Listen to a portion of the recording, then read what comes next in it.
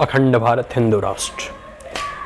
देखो, आप लोगों ने हिजाब का कंट्रोवर्सी आप लोगों ने सुना ही होगा कि कर्नाटक में किस प्रकार से हिजाब से संबंधित कंट्रोवर्सी हो गए थे स्कूल्स और कॉलेजेस को ले जाने के लिए।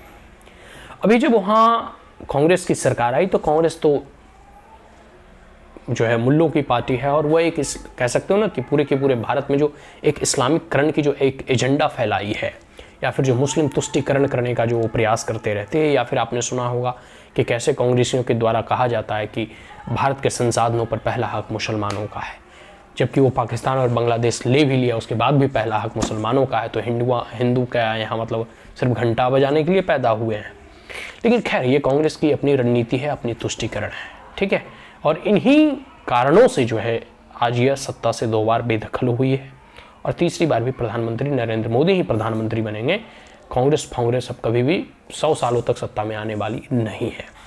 तो अभी कह सकते हो कि कर्नाटक में जब उनकी सरकार बनी तो देखो अपना ये असली चेहरा दिखाने लगे कि किस प्रकार से ये मुस्लिम तुष्टीकरण करते हैं और इस्लामिककरण भारत का धीरे धीरे कर रहे हैं। तो हिजाब वगैरह का अलाउ कर दिया गया है, लेकिन जो धोती कुर्ता है उसे कोई पहन कर नहीं आ सकता, गमछा वगैरह कोई धर कर नहीं आ सकता।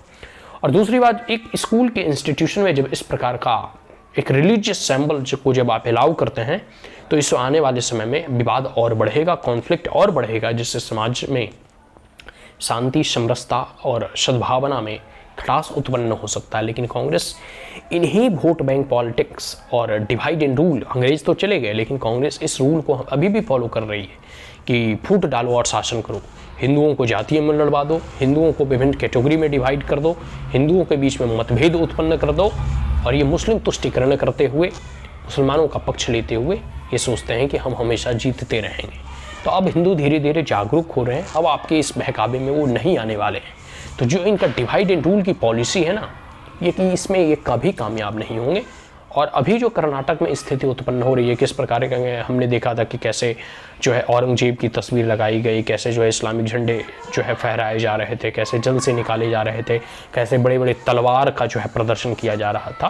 तो कांग्रेसियों अभी जितना करना है कर लो, 2024 के परिणाम में जो है कर्नाटक की जनता आपको प्रत्युत्तर दे देगी। और जो है जब तीसरी बार प्रधानमंत्री के तौर पर नरेंद्र मोदी जो है प्रधानमंत्री का शपथ लेंगे और जब राम मंदिर का निर्माण हो रहा है ना धीरे धीरे, तो यह भारत धीरे धीरे हिंदू राष्ट्र की ओर बढ़ेगा और तुम्हारा भविष्य जो है ना इसी तुष्टीकरण में रह जाएगा। कुछ नहीं पाओगे तुम। हिंदू धीरे धीरे जागरूक हो रहे हैं, हिंदू जो है सभी चीज़ों का मूल्यांकन कर रहे हैं। एक समय था कि तुम जो कह देते थे वही हिंदुओं जो है सच मान लेते थे, लेकिन अब धीरे धीरे ये सोशल मीडिया का दौर है, व्यक्तियों में राजनीतिक विश्लेषण की क्षमता बढ़ रही है, लोग जागरूक हो रहे हैं अपने धर्म के प्रति भी, अपने राष्ट्र के प्रति भी। तो इस प्रकार की जो तुष्टीकरण कर रहे हो ना, इसका परिणाम अच्छे नहीं होंगे। और ऐसे भी तो कांग्रेस धीरे धीरे खत्म ही हो रही है।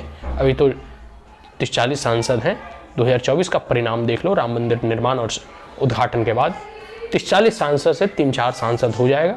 और राहुल गांधी का जो ये सपना है ना प्रधानमंत्री बनने का, ये कभी साकार नहीं होगा। तो जितनी तुष्टीकरण करना है कर लो, ठीक है। जितने भी कह सकते हो Islamic symbols, Islamic agenda, Islamic तुष्टीकरण करना है करो, तुम्हें कोई लाभ नहीं होने वाला है। मुसलमान तो तुम्हें वोट देंगे लेकिन हिंदू तुम्हें कोई वोट नहीं देगा।